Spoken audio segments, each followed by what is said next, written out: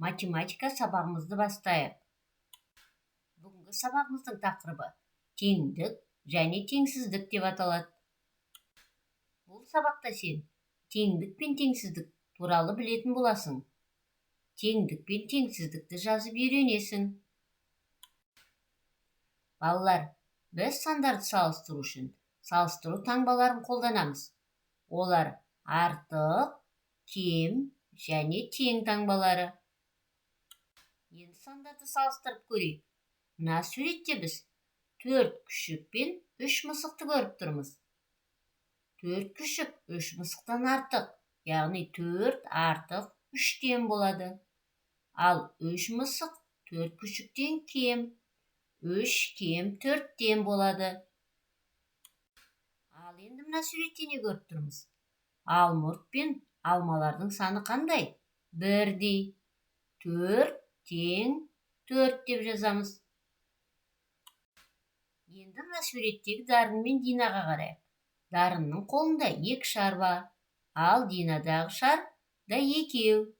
Дарын мен Динадағы шар саны бірдей.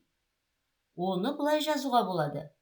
2 тең 2-ге. Бұл теңдік. Тең белгісі теңдіктің белгісі екен, балалар. Енді мына суретке қарайық.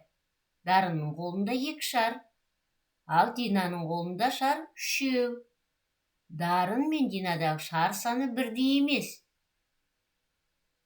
Яғни оны былай жазуға болады. 2 мен 3 тең емес.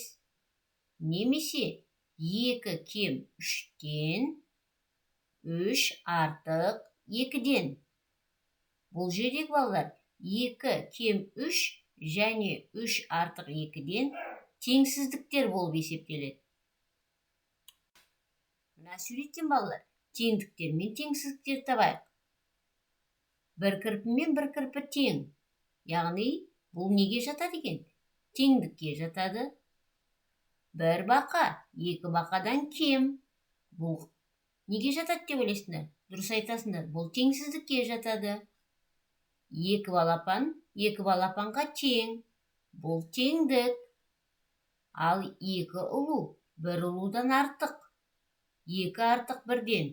Бұл балалар теңсіздікке жатады екен.